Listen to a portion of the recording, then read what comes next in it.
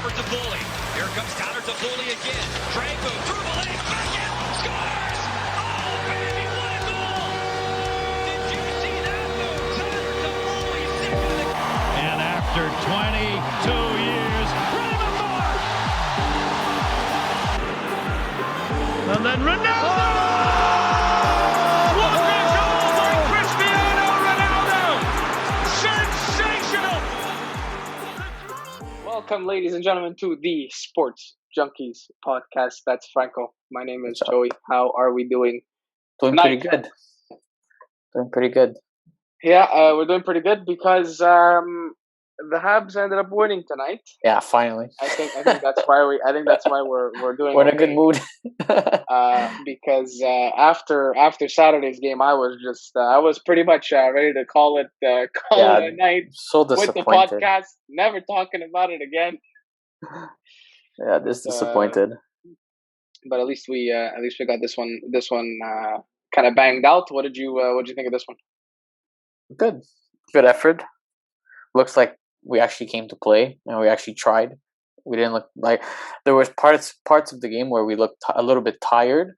We got like little sequence, like towards the end of the game, you saw they were kind of like, we spent a lot of time in our own zone, but like it happens. But we played good. We locked it down and we got the 2 points. Yeah, I think that's what it is. That's what counts. I mean, we started the road trip. Last week, your prediction. I said we were gonna go on a nice little run. Going on a nice little run. I think that one kind of. Sorry, here I'm fixing my lighting. It's just. I don't have one of those. I don't have one of those fancy ring lights, that the TikTokers have and stuff. Like those girls. Okay. There we go. I think we're good. How's that? Better. Seem okay? Okay. Yeah. I don't know. I feel like you see the shadow now. That's better. Beautiful. Okay. We're in business. You started with the prediction of us going on a run. Yeah. Didn't really. We went 500, so it's not that bad. I'll take it. What was my bold prediction? That Romanov scores 2. That didn't happen either. Yeah.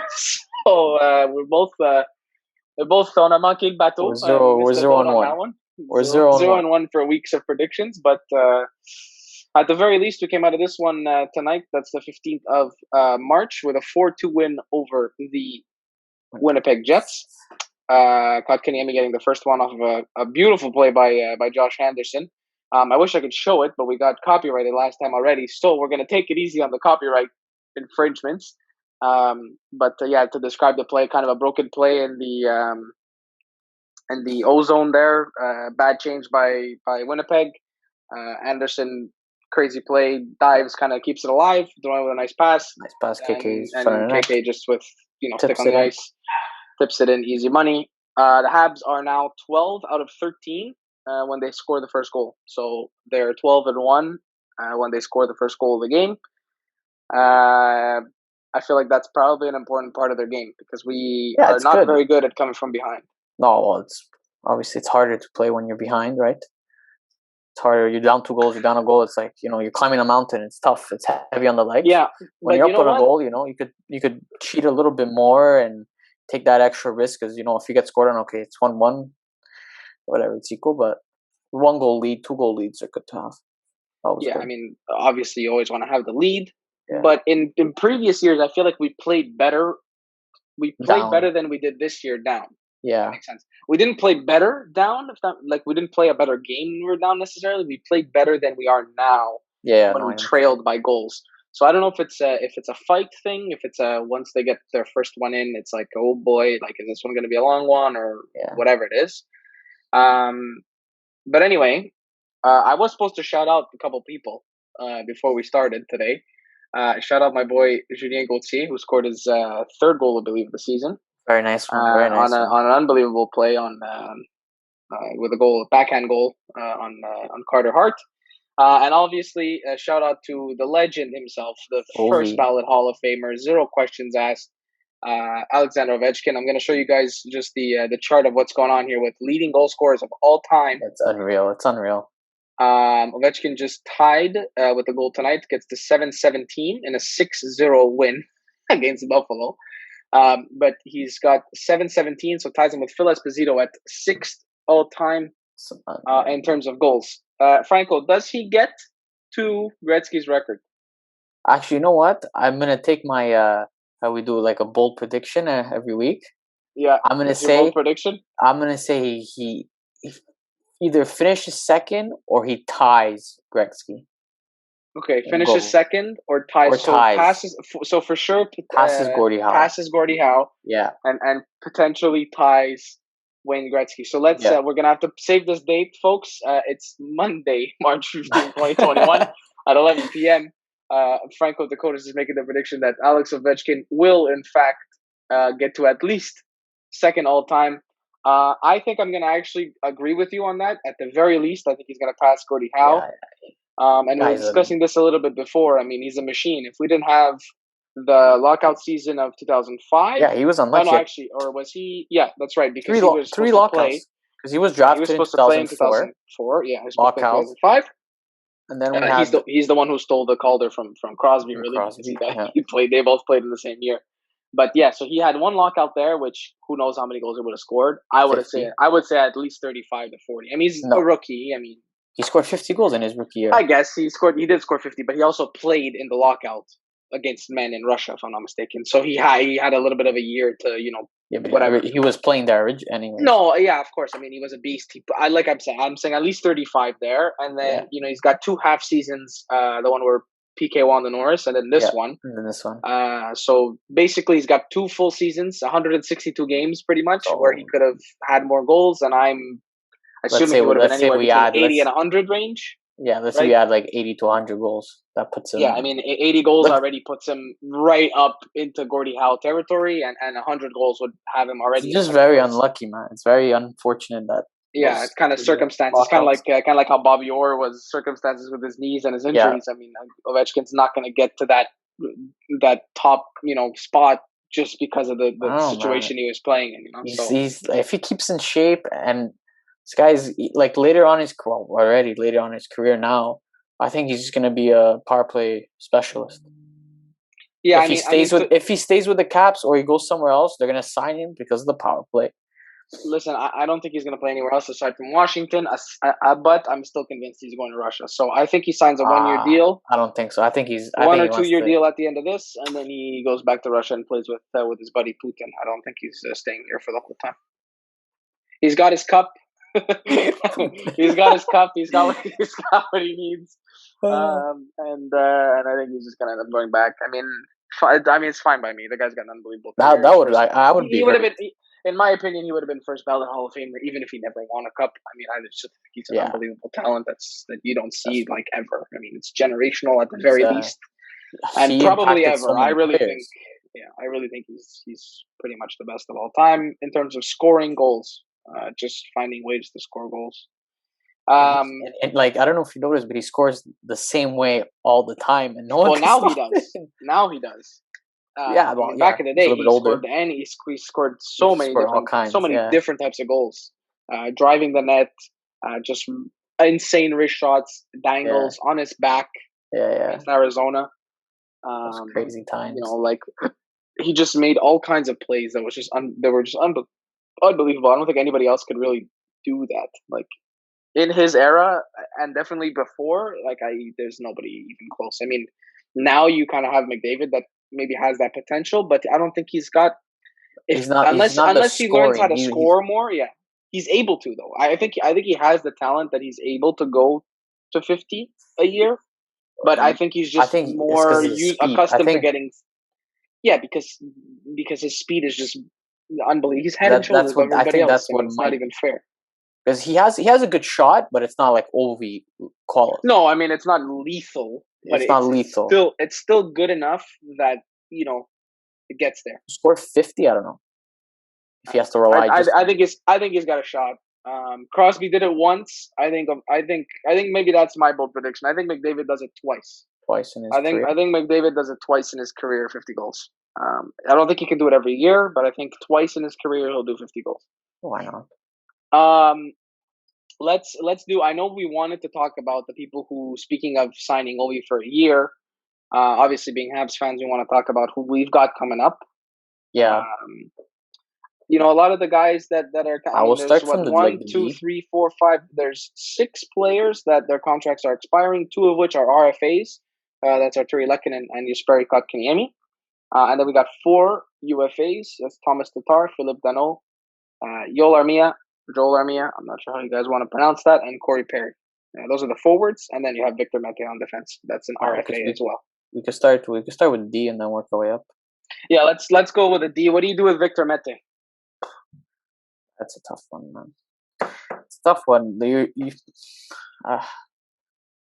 Like this season, there's no use for him. To me, like I don't see him. You put him in the lineup, he gets. Unfortunately, like I like the guy. He's small, he's fast, but pretty much that's all he has. He has speed, but I think we expose him to the draft to Seattle.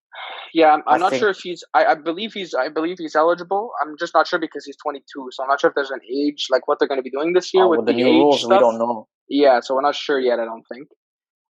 If he's available to be exposed, I say we do it. Sure. Or we do the thing is though, he's not big on the cap anyway. Like even if you're going to re-sign him, he's not going to get more than $1.5 million. I mean, you're not signing him. Yeah, that's true. You're not signing him for more than Brett Kulak. Brett Kulak's at 1.85 right now. Like he's not getting more than Brett Kulak. Would Mete want to stay? That's the question. I think he walks. Yeah, I mean maybe he'll test the market somewhere else. Do I think he's an NHL defenseman? Yes. Depends on what team. It's got to be on a team that really just lacks defensive depth. Like it has to be a bad team, like kind of like on Ottawa, where we don't have we didn't Mike Riley wouldn't have played. Wasn't playing with us. Whatever. He's like their number 3 defenseman. Yeah. Literally, he's their him and Zub are basically their third defenseman. So that's kind of the situation he's got to have to go into. Yeah, Buffalo's a good fit too, probably. Speaking of, sorry, let me time out because I just thought of it. The situation. What would you like to see? Actually, we could probably get to this later. But what would you like to see us do for the trade deadline? Because I know Ben Sherratt is obviously out for 6 to 8 weeks. We learned this yesterday, I believe. Yeah, but we can get to this right after. When's the deadline? I think it's coming up in April. I think it's like April 1st or something like that, or in April. I have to check. I don't know exactly the date. I don't want to say something that's completely just off my rocker. You know what I mean? April. It does not say. Hold on. Let me check. Trade deadline. Should be soon. NHL. Yeah, I mean usually it's in March. Yeah, but April 12th. April 12th, not April 1st. Yeah. It's a Monday. So April 12th, is a Monday. Well, I'll be on Twitter 24/7. Yeah, we play Toronto that night. So we'll have it. We'll check it out for sure. We'll get to that after. Let me share my screen so I can show you who we've got here on Cap Friendly. Our friends at Cap Friendly, who I believe are actually from Laval, if I'm not mistaken. These guys. Oh yeah. Yeah. If I'm not mistaken, I'd like to say that that's the case. But here's the situation. It's pretty cool. They show everything. That's wild. Yeah, it feels like VGM mode in NHL. Wow. This is sick. So you see everybody's cap situation. So you can see Thomas Tatar here, Philippe Danault, Joel Armia, Arturi Lehkonen, Kotkaniemi, and Corey Perry. Now we already decided that Victor Mete would probably let him walk. I expose him. I that's what I would do.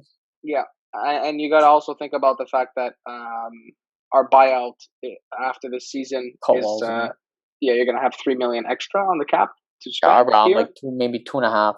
Yeah, it's actually it's 3. It's exactly 3. 3.958 and then 1.59. So it goes. You get $3 million of cap space freed up. Plus, I guess if you're going to let go of Mete, you got about 3.75 to spend, and then with Thomas Tatar at 4.8 and Philippe Danault at 3.1 approximately, you got yourself a decent amount of cap space to work with. The question is, out of these forwards, who are you keeping?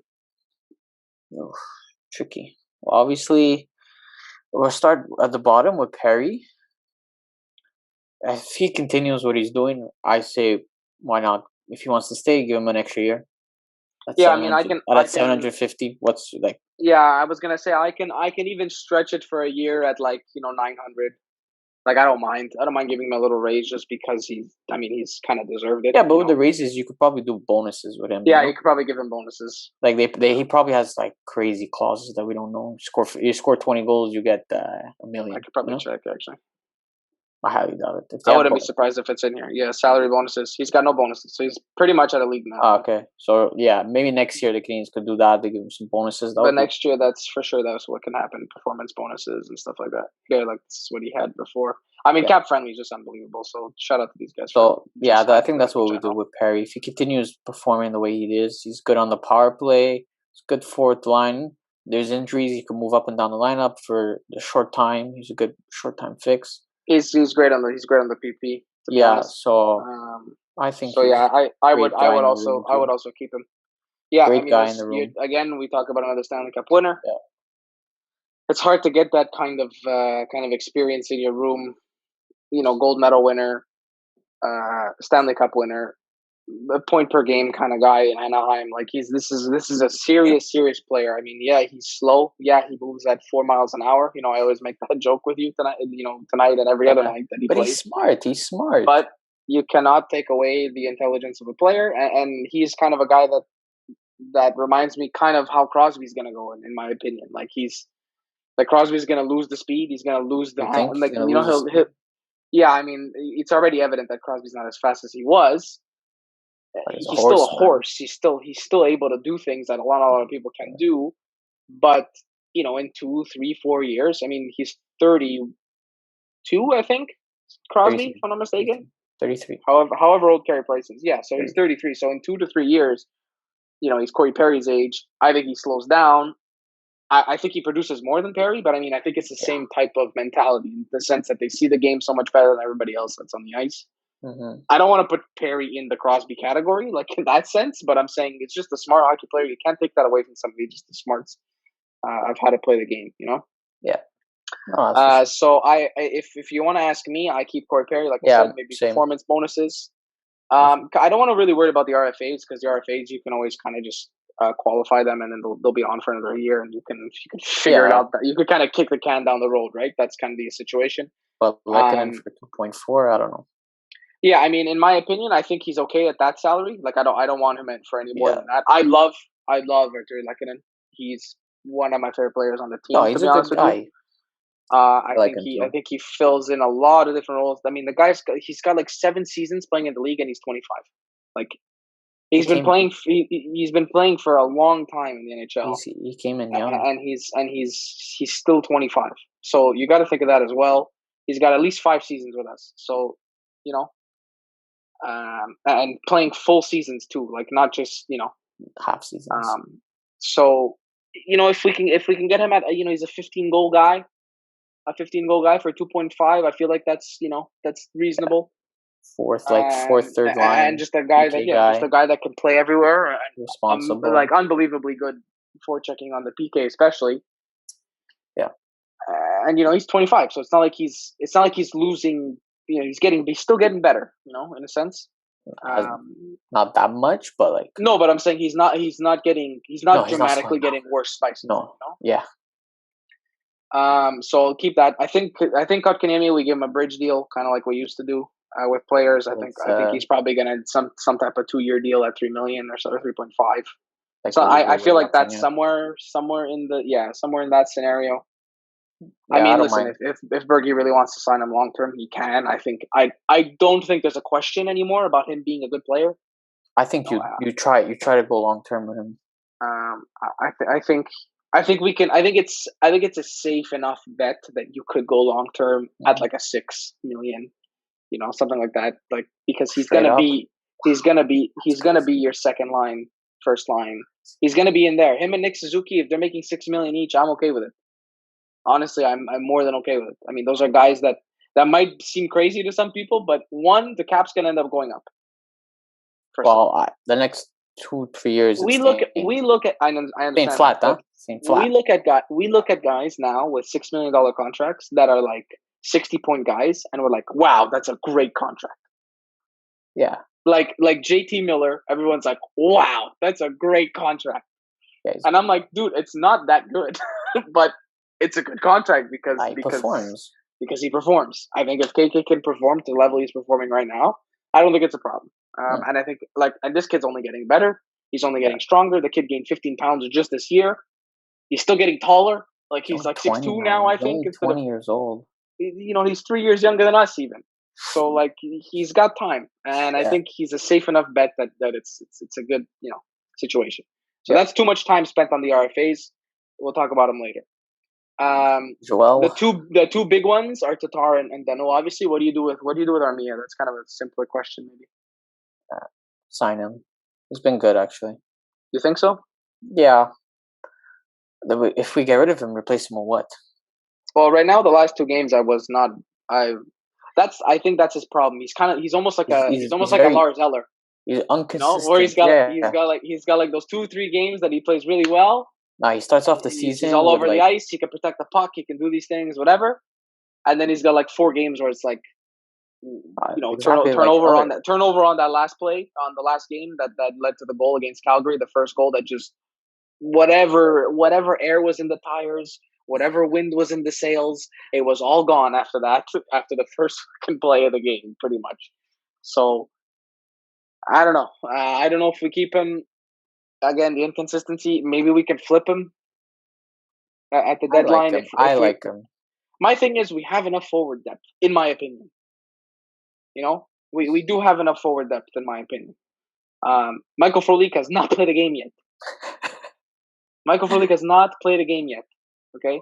I feel so bad. I don't know why we signed him. I have Jordan Wheel in the minors. Jordan Wheel's there. Can he play in the NHL? Probably. Ryan Paling, can he probably be called up? Probably. Yeah. I'm not asking to call up, Yolman or Blandisi or any of these guys or any of the guys that you want to, whatever, but that you want to keep down there. But, I think we have enough kind of depth at forward that if we flip him for something good, or if you package him with a guy like Tatar or a guy like Deno, to get rid of, that situation if they're not going to sign. Expose him. My thing, yeah, but that's the problem. If you're going to expose him, then you're just losing him. Yeah, for free. I don't want to do that. Right? That's what I struggle with GMs in terms of that. The Canadiens are going to have to expose someone good. Yeah, of course they're going to have to expose someone good. Take a chance. I don't know what the rules are again, how many people we're going to be allowed to protect, but in my opinion, I mean, you can't touch this guy, you can't touch this guy. No, he's you touchable. Can't touch this guy. Trust me, he's touchable. I mean, 2 years left. These guys are already protected. 3 years left. Sorry. Kotkaniemi and Suzuki should already be protected. Yeah, no. Josh Anderson, I think you're protecting Josh Anderson. I think you're protecting Jonathan Drouin. I think you're protecting Brendan Gallagher. Yeah. And I think, the Suzuki depending on the year, I think you're probably going to protect the Foley as well. Yeah. Well, yeah. Everybody else, who else are you protecting? Words, that's it. So really, if we get a chance to sign Thomas Tatar, I don't think we should. No. He's gone. Because he's already 30. He's easily replaceable. But he's probably the only. I don't know if he's replaceable necessarily because he did lead the team in points last year, and he is a pretty darn good player. I can name you like 2-3 guys that could replace him easily. Okay, but the question is, are they gonna come here, Frank? You can't just be like, replaceable, and we don't have a guy in the system. No, but we're gonna have to pay. Who in the system can replace him? No one. Exactly. So if you're able to go get someone, fine, 100% he's replaceable. But in your own system, we don't necessarily have a guy that's going to do that next year. Cole Caulfield. Listen, Cole Caulfield, I'd love to have him next year. I think he's going to be better than Thomas Tatar. I don't think he's ready. I don't know either, but we didn't know if Kyle Connor was ready. We didn't know if DeBrincat was ready. We didn't know if Johnny Gaudreau was ready. There's a lot of guys that are kind of undersized. Well, Connor's maybe not undersized, but DeBrincat and Gaudreau especially, those two guys that had unreal seasons in their junior year or whatever it was in college. I mean, dude, these guys are stars in the league. Yeah, they did time too in the American Hockey League too. Sure, but I Gaudreau didn't do very much. If he did, no, I don't think DeBrincat did quite a. DeBrincat did a year. Yeah, but it helped him. Yeah, of course it did. I mean, the half a year in Laval for Kotkaniemi helped him. I don't doubt that at all. So at the end of the day, I think Tatar is probably the only guy that I'm okay with, like, just milking out the rest of his contract and getting him into, like, he's a useful player probably come playoff time. Just someone who's there as an extra player. If he performs, if not, oh boy, we're gonna be in Yeah, trouble. I mean, I don't think he's gonna have a problem. He played with Detroit on some teams that played in the playoffs. It's not like he's never played in the playoffs. He's taking on. Yeah. So he's the kind of guy. He's the only guy that I say at the end of this contract, it's okay. You can ride him out, and that's it. Dano is a guy that you have to make a decision. I don't think Dano is. There's no like, okay, we're just gonna milk him and then let him go. Like, Dano is not that type of player because Philip Dano right now is pretty much as high as you're ever gonna get value for him. He rejected $6 million. Whatever it was, 5 million, 6 million. I think it was 5. 5? It was 6 years. I think it was maybe 5 by 6 or something. 6 by. You don't understand how happy I am that he rejected that. Because that contract. I think it was 5 by 4. Wow. 4 by 5. I think it was a 4-year contract at 5 million, which would have been a stinky contract. Terrible, because if he would have performed the way he's performing now, it would have been like, what? Well, the real reason for that was because he was our number one center, and we didn't know. I could bring more offense. I could bring more. I'm not if KK and Suzuki. Yeah, but to be fair, he's not being put in necessarily the role that he's going to go produce points, which is fine. I don't want him in that role. He's not. That's the problem. That's why he's not that guy. He's a third line. That's what I'm saying. I think he's a very good shutdown guy. I think he's a very good third line center. Yeah, I think he's probably one of the best third line centers in the league. Is what you can describe him as. I still think Suzuki's got that potential for point per game pace. I wrote that on Twitter the other day. I don't know if it was on our account or on my own, but I mentioned that to a friend of mine who I play golf with. He was saying that he gives a first for Ekholm, and he's talking about all these guys, and KK's your number one now, and whatever. I don't know. I think listen, I think it's a good problem to have, KK and Suzuki being potentially your number one center. I don't think that's like the real problem is this year. I mean, you're playing against literally the best top 5 centers in the league. Yeah, they're all in the North Division. So Matthews, Tavares, McDavid, Draisaitl, Scheifele, Dubois, Monahan. Scheifele stats me because I think Dubois plays on the wing. But either way, even if he was there, Monahan, and then Monahan, Pedersen. I mean, literally Pedersen, Horvat, like those. You're playing against elite players who have point per game potential, if not sometimes more. I mean, Pedersen's just unbelievable if you watch him play. But yeah, so I think Thomas Tatar, you milk him. Dano, you kind of have to make a decision. Either you're going to trade him, or you got to sign him. I think we move him at draft. We move him. But you can't. Well, you're going to move him at the draft for what? For nothing. Because he could walk the next week. So you're not going to get anything for him. You're going to get maybe a 3rd round pick for him, which I guess is better than nothing if you're going to do that. But look, what is it? Bergman has done deals at the deadline. Yeah, we got Edmondson for a 5th round pick. Yeah, but let's say he does on that. I mean, what are you going to get for Dano? Yeah, but let's say he does like an Anderson one, like, and he's like Dano says, I'm going to sign that contract wasn't ending. Like it was ending, but it's like a player swap. You know what I mean? I know what you mean. Dano, you're not going to get a player for him. Like nobody's going to give up a roster player for Philip Dano right now. We're kind of screwed because we're going to lose him for free. Yeah, so that's the situation. I think that's the most difficult one. Yoel Armia, we talked about it. I don't really want to go into any more detail than that. So let's just kind of move on with this. I do want to talk about Carey Price because obviously me being a goalie, kind of an asshole. That's all I want to ever talk about. I texted you the first game that Carey went back in. I think it was Ottawa. Yeah. I think I texted you March 2nd. I can find the text, and I said, how many games at 950 does Price have to have until people shut up about him not being a good goalie anymore?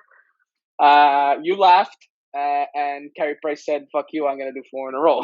And so that's what he did. 4 in a row, and then he had a 917, which is literally his career average, which is, solid for any goaltender. 917 is going to be a solid save percentage anywhere. Tonight. And then tonight he posted a 9:40. 9:44, Yeah. if I'm not mistaken.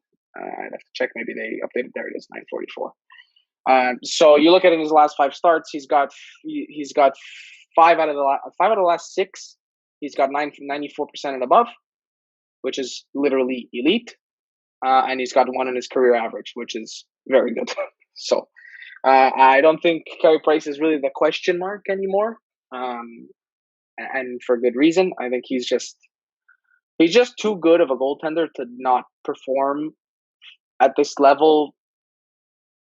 Like he's not the Vezina candidate that's gonna do this every single game. Like it's not gonna happen anymore. No, he's But I think he's But do I think that he can play above 900 for the rest of the season? easy. I don't think that's an issue anymore. I think he could play solid. Solid. Yeah, I think his crazy. 800 days are kind of over now. In my opinion, like nothing crazy, but just solid. Let's. I want to just for fun. I want to take a look at the NHL's goalie standings. Was it? I think it was last week or these past couple of days. It was RDS or Tevia. They were talking about the goalies, the Canadiens, Price and Jake Allen. And one guy goes, oof. He goes, Allen doesn't look good anymore. I'm like, when Price starts to play, Allen doesn't look good. And I go, I mean, last week you were praising Allen. Oh, he should get the starts in front of Carey. He should do this, and now it's like, Allen doesn't look good. Oh, what is going on? What am I? This is where we're going. I mean, it's so annoying.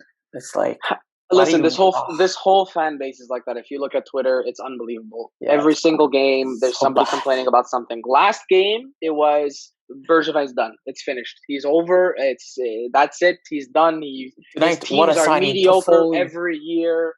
Tonight, blah, blah, blah. Toffoli, what a signing! And now it's going to be, oh my God, what a signing! And Anderson, like that's the fan base. That's even the media to a certain extent is like that. I mean, as much as I love the guys on 690, sometimes they take it. It gets a bit excessive. Tony gets a bit excessive sometimes. Yeah, he does that. You know why he does that. You know why he does that. He loves riling everybody up. He does it on purpose. It's his job, man. But him and Connor McKenna, I think, also always has some hot takes about stuff like that. But anyway, looking at Price, he's creeping up slowly into the top 30 here. He's down to 259, which kind of this season is around the average. 2.5 is kind of the average for now. Yeah. It's been lower in the past. I guess this year and in the previous years, maybe there's more power plays, which is kind of what we were talking about last week. Just the shitty calls and shitty non-calls and all that stuff. So 2.5 is now kind of the average. So he's getting there, and I'd say probably in the elite goaltenders you're looking at something like you want to be in this range. You want to be at least between 912 and 920. And so I mean, eventually I think you'll get there. Some of these guys obviously time on ice, they're not playing. They're playing a couple games, so you can't really include them. Look at Fleury, Vasilevsky. But I mean, this guy unbelievable this year. Yeah. I think in my opinion, Andre Vasilevsky has even Peter was it Grubauer? Philip Grubauer, yeah, he's been pretty good. I think a lot of it has to do with the team in front of him. I mean, they just produce so much offense that like other teams just get demoralized. They don't have a crazy D line. They're very young, very Gerard, young. Makar. Look, that's a young. Who do they still have in there? Bo Byron. Bowen Byron's like unbelievable too. You have three. They have three guys under the age of 22, which is three ridiculous. guys that can move the puck. Yeah, I think that's what. Yeah, speaking of, I think kind of that's where we should go next in terms of where we want to go for the trade deadline. And I do want to talk a little bit about some of the other sports going on, namely the Players' Championship this weekend. Justin Thomas winning. And on the PGA, F1's coming up soon as well. They just finished the testing this yesterday, I believe, this weekend. Season's around the corner. Yeah. And I know you want to talk about some soccer a little bit, so we'll kind of save the last 10 minutes for that. So we'll kind of this little 3-minute segment on just what we would do for the Habs, I guess, going into trade deadline. While I look at who's on the blue line for. Can you check the trade bait board on TSN? Would that be on TSN like .ca? Yeah, like TSN. Oh, there it is. I didn't even realize it was there. Yeah, like Bob McKenzie, Yeah, I got it. or Yeah, those so guys. they're trade bait. They're trade bait board. I mean, already just the first two guys, I'd be like, yeah, I'll take them on my team. Yeah. It's always Two like guys, that. I'm like, absolutely. Matthias Ekholm and David Savard.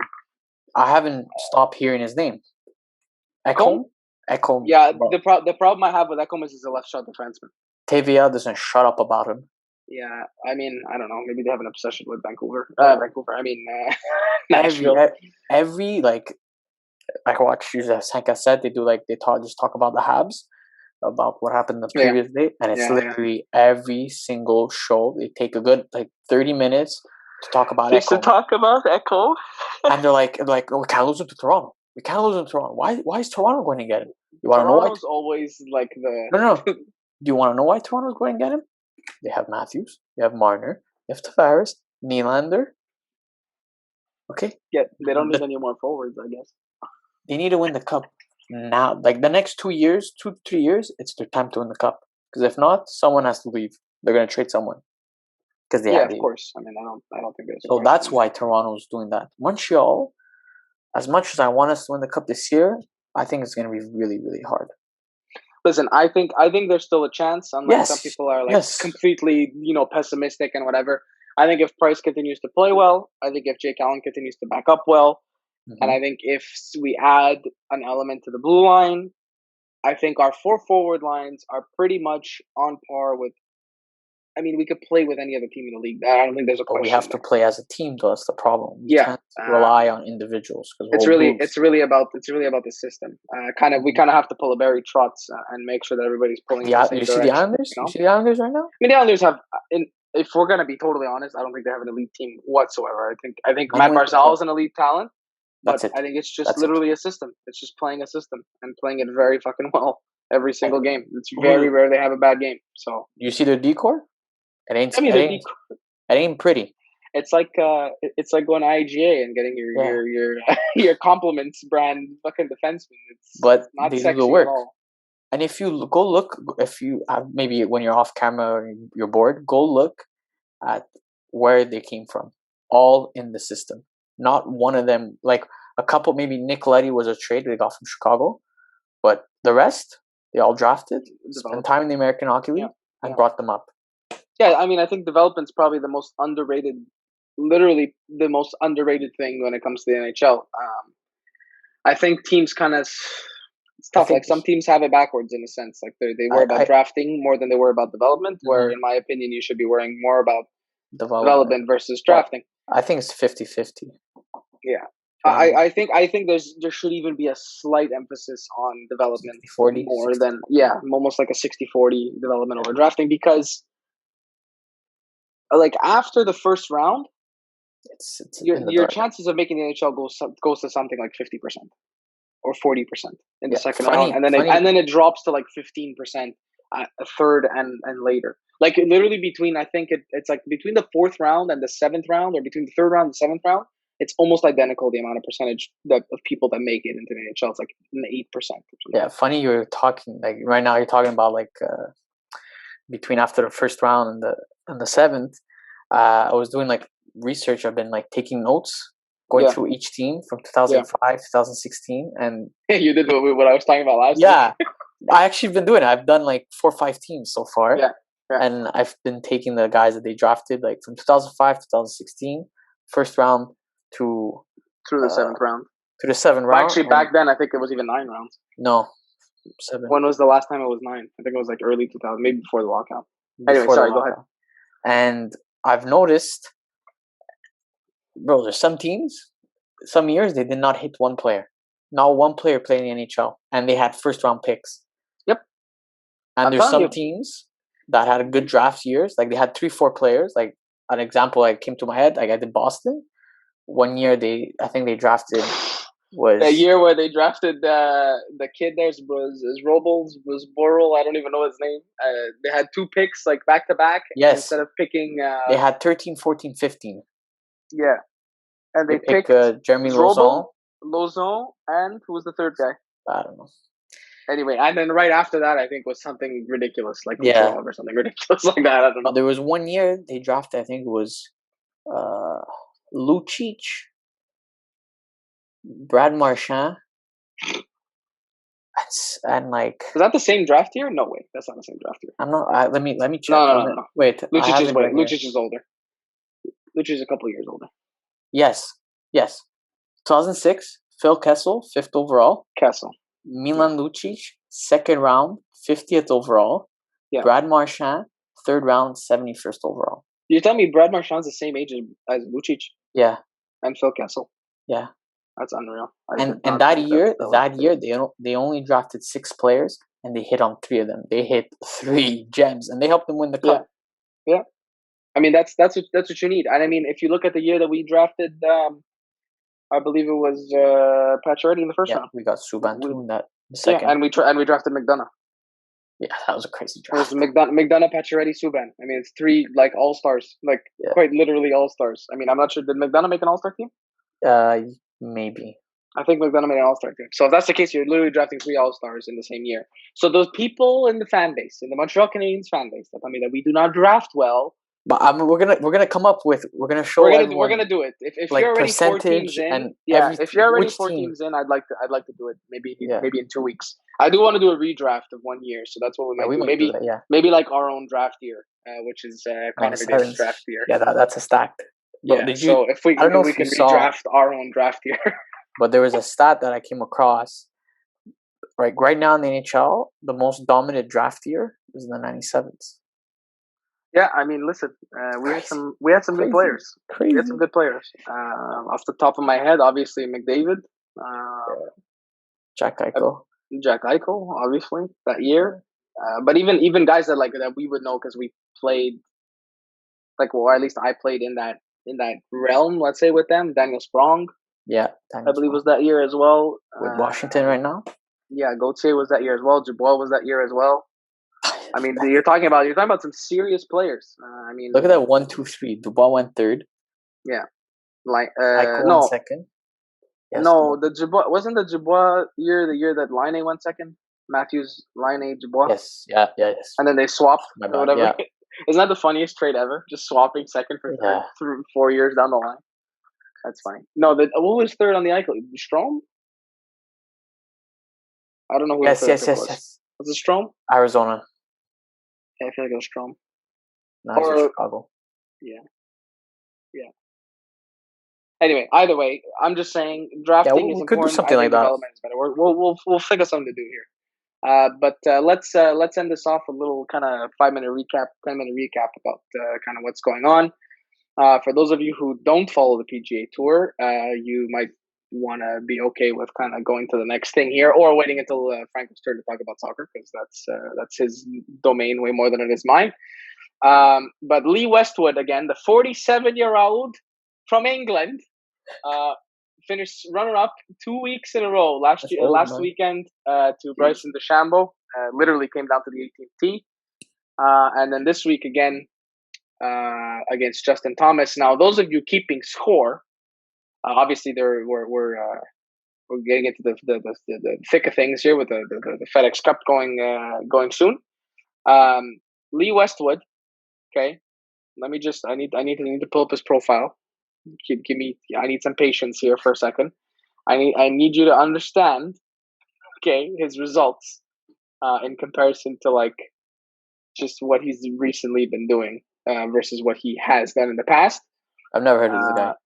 Listen, Lee Westwood's a career player. He's okay. He's good. He's had a couple of good tournaments. He's made the cut at multiple Masters. He finished 13th in the U.S. Open last year. He finished 2nd at the Arnold Palmer last year. Sorry, that was this year, and then he finished 2nd at the Players this year.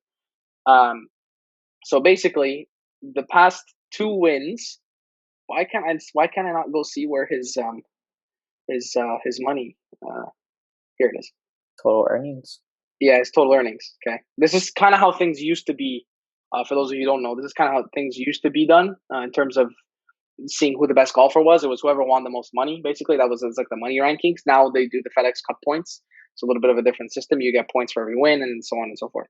So, just letting you know, when you make the cut in golf, which is usually the top 60 players after the first 2 days, you make money. Oh, Pretty much how it is. wow. Like across the board, you're making, let's say, like if you finish 65th, you'll make like 30 grand in like a big tournament like the Arnold Palmer. Players typically play between 15 and 30 games, depending on how healthy you are and how much you want to play. They'll play maybe between 15 and 30 tournaments. 30 is a lot. I don't see many people playing 30 tournaments. But basically, last weekend, he finished second. This guy, Lee Westwood, he's 47 years old. On the back end of his career, he finished with -10. He won $1.01 million. Wow, finishing second? Last weekend for finishing second. That's not bad. And this weekend he won $1.635 million. So 2 weekends in a row, finishes second place, gets himself $2.7 million. Nice, clean, and easy. A lot of people would never even see that in their lives. This guy's 47. Is it like two poker? times in a row. Is it like poker? You have to buy in. You know what? That's a good question. Because that would make sense. Never have looked it up. They do for sure pay for their membership, their PGA membership, but I believe once you're on tour, I actually don't even think you have an entry fee because the money doesn't come from the players. It doesn't come from the players. Sponsors. It comes from the sponsors. Yeah. Okay. So most of the prize money comes from the sponsors of the tournament or the club. So obviously the people that come, they pay tickets, whatever the TV rate, the TV ratings and whatever. I mean, this past weekend, a ton of people watched this weekend's tournament. So the last two, I mean, the Arnold Palmer Invitational, obviously, if you don't know who Arnold Palmer is, one of the greatest golfers of all time. And then the Players, which is like literally one of the bigger tournaments aside from like the Masters. It actually has a bigger purse than the Masters, a bigger winnings than the Masters. Anyway, Lee Westwood, basically the story of the past 2 weekends. But Justin Thomas, who is, in my opinion, one of the world's best golfers, I think he's, in my opinion, he's better than Bryson DeChambeau, which is and if you know who Bryson DeChambeau is. He just bombs the ball like 1,000 yards. He's just unbelievably strong. I know Tiger Woods, Dustin Johnson. I mean that's about it. You know the people in their prime about 5 years ago. That's about it. That's about it. That's okay. We'll does he play anymore, Dustin Johnson? Get you in the golf. No, he's playing. He's not. He's ranked 5th in the FedEx Cup standings. He's still, yeah. I was being sarcastic. Obviously, Tiger Woods with the accident. Recently, we were wishing him well too. But Justin Thomas, pretty dominant weekend with -8 on Saturday. So basically, he just made the cut with the Thursday and Friday rounds. I believe he was at like -1 or something like that. Made the cut by the skin of his teeth, and then on Saturday posted a -8, which is just like insane. Yeah, and then finished off strong on the Sunday to win the tournament. So that's that for golf. I'll let you do some soccer action, and then I'll come back with F1 to finish it up because I just want to go a little bit with football, American football. Okay, Start 2 minutes, like just 2 minutes. Yeah, no, because it's the off season, so it's like but it's free agents. If I'm not mistaken, it's free. Yeah. I just want to give a big shout out to Drew Brees. He called it quits. Yeah. So I just want to say congratulations on a great career. Great way to do it too with his kids announcing it against Tom Brady. That was all the announcement. Yeah, the announcement. Yeah, that was nice. Great quarterback. I loved him. Never once did I root against him in the playoffs. Every time the Saints made the playoffs, I always wanted them to go far, especially when he got older, because I always felt bad. The guy, he was old, so I just wanted him to win, But, one more time, Yeah, at least one more time. Yeah, I mean, so I just wanted to say congratulations to him on a great career. The Bucks, they re-signed Gronk. Yeah, they're gonna go back to back. They're going back to back. I don't know. That's about it. That's the only news I know. Basically, because of this podcast, I'm going to be paying a lot more attention to what's going on in football because I was never a big fan. But I'll be watching the Niners this year because I am a Niners fan. I don't have a team. I'm a bandwagon. You don't have a team. You're a bandwagon team. Yeah, literally. Each team it goes different. Every year it's a new team. Yeah, it was the Bears a couple of years ago. Yeah, the Bucks. Yeah, I just switch. It's fun. Okay. It's funny that way. That's okay. We'll have you pick a team. We'll have you pick a team this year. Like at the end of the season, you'll decide who your favorite team is. There's no team that really that speaks to you. Yeah. I don't know. Maybe the Buffalo Bills because they're close to Canada. I don't know. I might like the Bills just because of their fan base. They're just crazy. Yeah, just a crazy They're cool nuts. fan base. I mean, I went to school near Buffalo, and just the amount of people that are Buffalo Bills fans there are just unbelievable. I don't know. We'll see. It's a great time from what I know. Yeah. We'll see. You want to go to European football? Yeah. I'll go European football. Champions League, we all know passed. It was last week on Tuesday. Yeah. Juventus. We're gonna talk about Juventus because I'm a Juventus fan. If people don't know, we went out again the second year in a row in the round of 16 against. Trying to hold back tears. Yeah. What a game. We lost against Porto. We're out on away goals. Mhm. It was aggregate. like a classic Juventus loss in Champions League. I don't know why. For the past 5 years, I've been watching them. We play shit the first leg. We go down 2-1. Thank God we got the away goal, so that gave us a little bit of life. And then the second half, it's like the second leg. It's like we started off just like, you know what? Let's make it interesting. Let's scare ourselves. Let's concede a goal. And concede a goal. Right? Concede a goal. So now we got to get 3 goals. All right? We have to get 3 goals to move on. They get a red card in the 67th minute. So right now they're playing with 10 men. We get 2 goals. All right? So now it's tied. We go to extra time. They get a free kick from 30 yards out. It goes underneath the wall. No one, usually in soccer nowadays, in modern day soccer, they put someone lying down on the wall, which I find stupid. But now I understand why.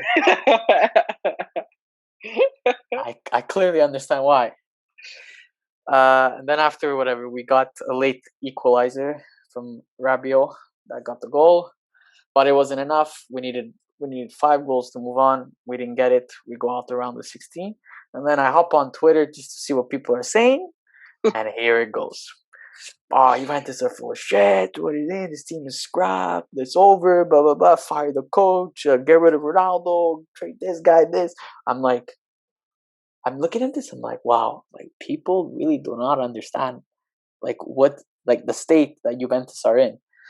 Yes, we've won 9 Scudettos in a row. We're the best. We were the. I think we still are. Maybe coming to the end, the best Italian team. But you have to look at the players that we brought in. We brought in Chiesa, 22 years old. He just turned 23. Kulusevski, if I'm not mistaken, he's 20. He's in his early 20s. Delit, not too long ago, we brought in. He's only 21. McKennie, an American, 22 years old. Great midfielder. We brought in. We're getting younger. So my expectations for this year weren't to win the Champions League. I was hoping maybe for semifinals, quarterfinals, and then whatever. Yeah, but wouldn't you just make the argument it's better to lose now and save yourself some years, maybe? But now I guess the semifinals. I guess now we could Because then you get to the semifinals and you're like, we have a chance. Yeah, I know, but you get to the semifinals. Each round you pass, you get like $5 to $10 million bonus to the team. So that's it's soccer. It works very differently. That's why I love soccer. So people are freaking out. They want to fire Pirlo. He's no good. I'm like, guys, it's his first year. He's taking over a team that's really, really old. We're rejuvenizing the squad.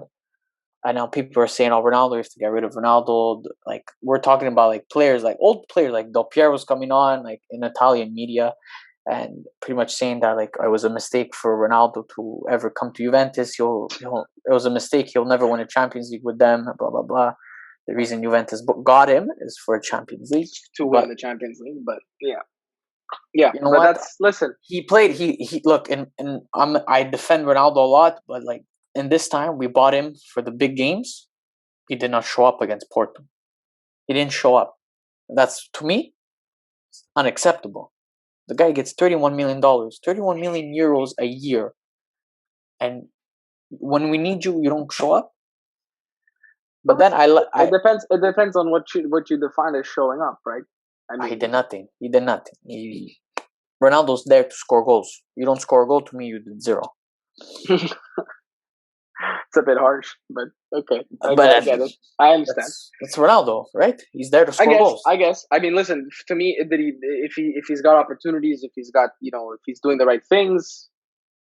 Look, I watched the game. He wasn't there. Yeah, I mean, yeah, exactly. If there's no opportunities created, if there's no him getting open, so on and so forth. Well, I can understand why you're frustrated. The reason I love him is because he loves upsetting people. After that, people were like shitting on him. We played this weekend against Cagliari on the weekend. We beat them 3-1. Ronaldo scored a natural hat trick. He scored a header, right foot and left foot. And the last goal he scored, he went to the camera and he was like this. He was like this, like telling all the where is everybody? Like, oh, well, what are you gonna do? So he still has fight in him. So I think Juventus. I don't think we sell him. I say we keep him, and we just ride it out. I mean, the guy wants to win. I don't know where he goes in this pandemic that a team's gonna pay him $31 million. Yeah. So that's my soccer recap for this weekend. Soccer 2 cents. Yeah. That's all right. Listen, we won't. It's okay. I don't mind not getting to the F1. Basically, no, you could do it. No, but it's okay because we're running out of time anyway. But basically, testing happened. In my opinion, Mercedes still the team to beat. Ferrari looking okay. There's a new team, right? Aston Martin, Alpine, Aston Martin. Those guys are doing all right as well. They have obviously Montreal boy, huh? You can't really with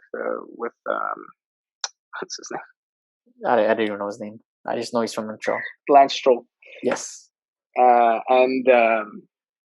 Obviously, you want to, as Italian fans, you kind of want Ferrari to be I'm from the Ferrari team at the head of the pack there, but might not be the case. We're rebuilding this year anyway. Yeah, but that's okay.